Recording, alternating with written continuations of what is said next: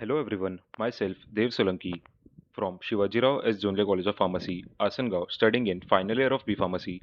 Today I am going to talk on a topic biogenic sources of silver nanoparticles used in anti-diabetes, which is also a topic of my review article under the guidance of Dhanashri Kathode ma'am, professor at our college. So this is an index of my topic in which these all things I am going to cover. So you can have a look over here. Introduction, Understanding Diabetes and Nanomedicine, an overview on diabetes, elevated blood glucose level, that is BGL, linked to lifestyle, genetics, and diet, increases the risk of cardiovascular diseases, kidney problems, neurological disorders, and hypertension. Then, types of diabetes, type 1, type 2, and gestational diabetes. Focus on type 2 diabetes, that is T2D, which is high prevalence due to insulin resistance. Then, global diabetes impact, almost 422 million people with diabetes in 2016, projected to reach 640 million by 2040 according to WHO. It is the seventh leading cause of global morbidity and mortality. Role of nanomedicine, emerging therapy for diabetes, developing anti-diabetic agents and improved pharmacokinetics, common symptoms, frequent urination, excessive thirst, weight loss, increased hunger, fatigue, blurred vision, slow wound healing, neuropathy, recurrent infection, dry skin. Mortality is the death rate and morbidity is the spread of disease. Then green synthesis of silver nanoparticles, natural product nanoparticles focus on developing environmentally friendly approaches, utilize biomolecules for cost-effective synthesis. Nanoparticles definition, nanoparticles fall within the size range of 1 to 100 nanometer, classified into inorganic and organic types. Inorganic nanoparticles include semiconductors, that is zinc oxide, zinc sulfide, cadmium sulfide, and metallic like gold, silver, copper, aluminum, and magnetic like cobalt, iron, nickel nanoparticles. Organic nanoparticles comprise carbon nanoparticles, that is fluorines, quantum dots, carbon nanotubes. Noble metal nanoparticles like gold, silver are known for exceptional versatility. Then green synthesis of silver nanoparticles utilizes microbes, fungi, and medicinal plants, eco-friendly and non-toxic in nature. Then biogenic sources for silver nanoparticles, which are used in my review article.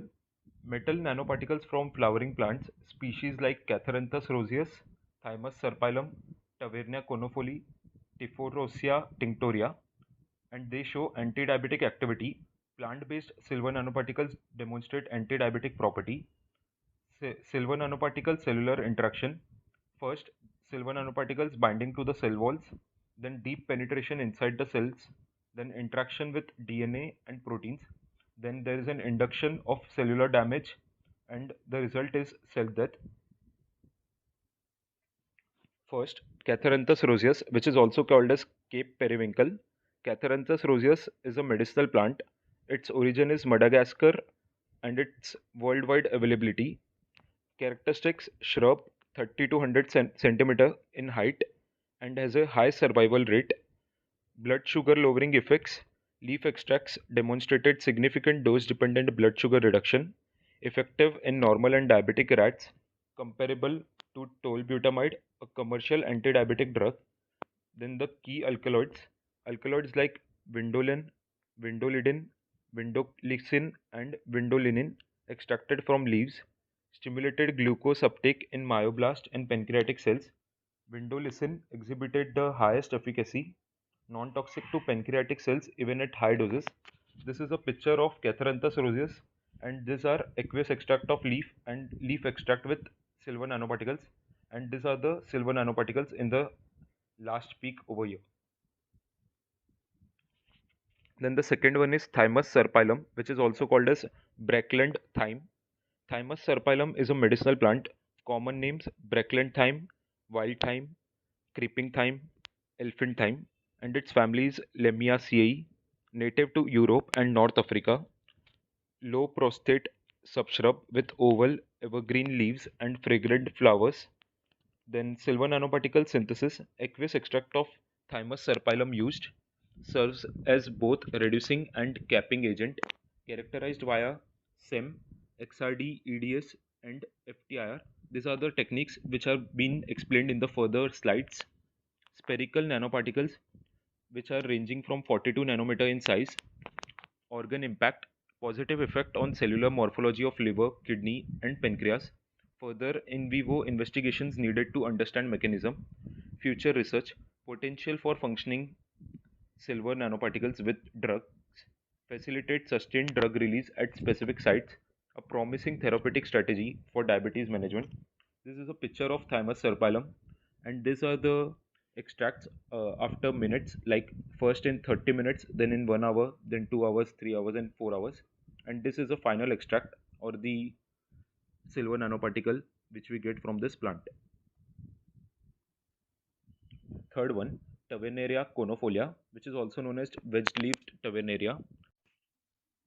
Taveneria conifolia, it is a medicinal plant, shrub with pubescent branches, inflorescence characterized by mucoronate leaves, auxiliary raceme inflorescence up to 10 cm long, silver nanoparticles from Taveneria conifolia, comprehensive analysis using UV visible spectroscopy, FTIR, X-ray diffraction, scanning electron microscopy, and EDX, administered to alloxin-induced diabetic Western rats for 21 days.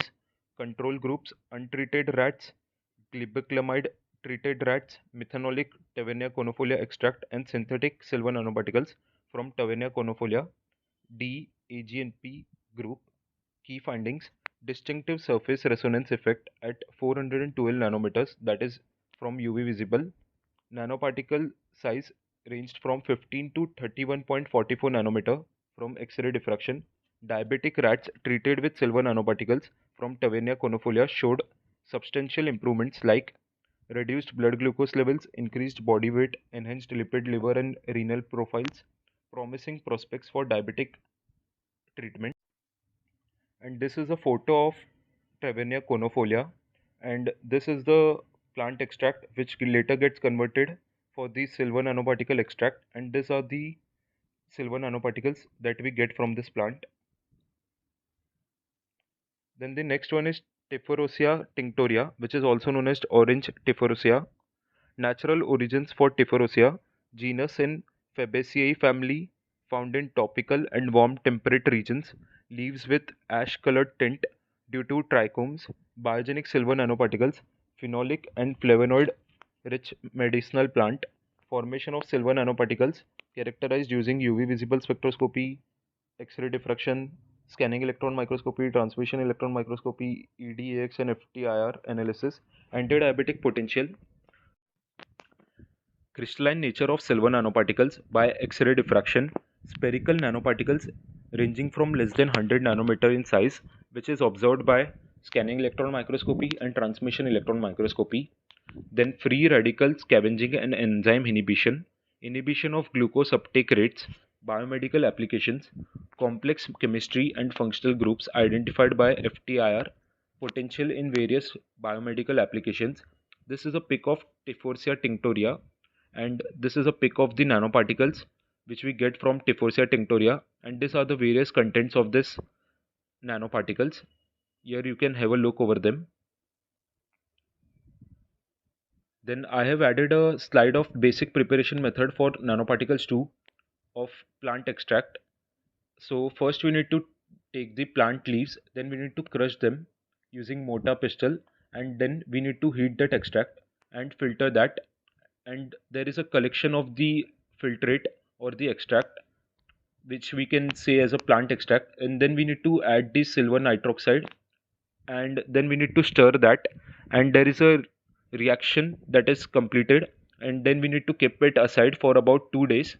Then we get a silver nanoparticle slurry which we need to wash and dry it off so that we can get the final particles from that. So this is a slide of analytical techniques for nanoparticle characterization. It is an important slide. So these are the various techniques which are being used for the extraction of nanoparticles from plants, and this is a description about each technique in short. So the first one is UV visible spectroscopy. which measures absorption and optical properties of nanoparticles. Then the second one is X-ray diffraction, which is also known as XRD.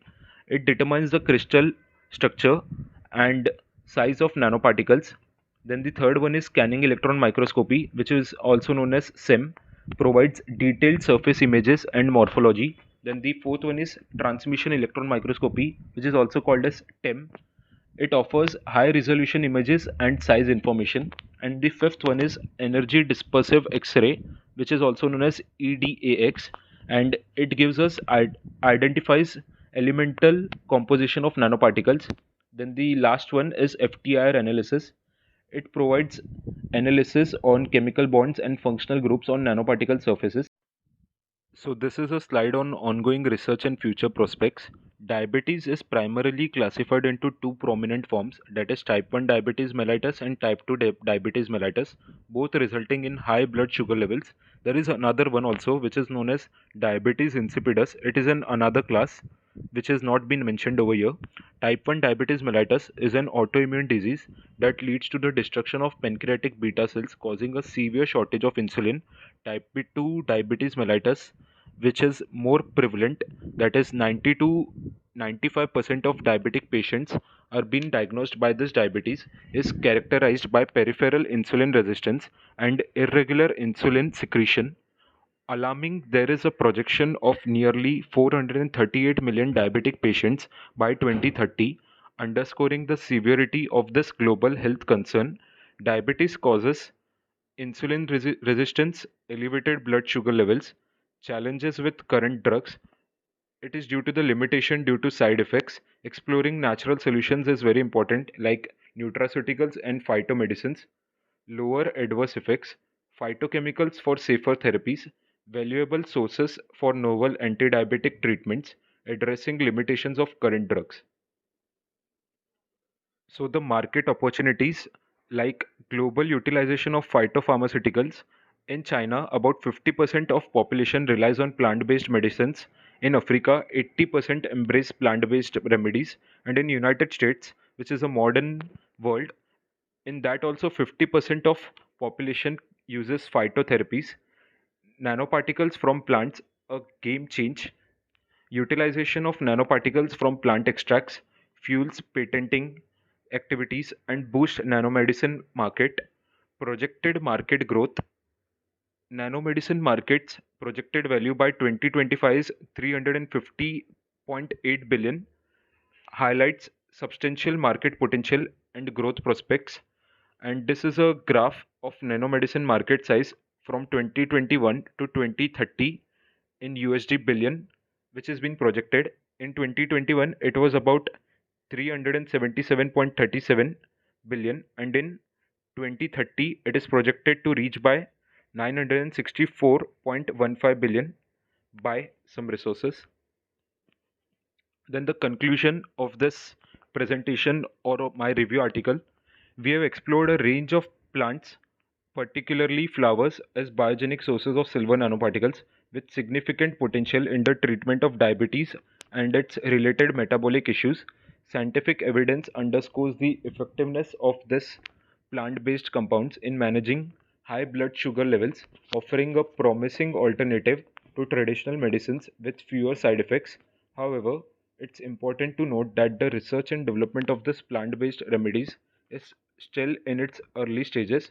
To fully comprehend the underlying mechanism of action and ensure the safety and efficacy of this antidiabetic phytochemicals, further research is essential. While plants and plant derived materials are generally considered safe for consumption, conducting toxicity studies is imperative to establish them as safe and effective phytomedicines. This emerging field holds great promise for revolutionizing diabetes management, but continued exploration and investigation are vital to unlock its full potential. References. So these are some of the references which I have mentioned over here. So you can have a look over them and refer them for your purpose. So I would like to thank Dr. Shivaji Rao S. Jonle, President of our college, Honorable Geeta Jonle, Secretary of our college, and Dr. Nitin Moire sir, Principal of our college. So, thank you everyone for listening to me. Don't worry too much about your studies. Enjoy your rest of the day. Peace out.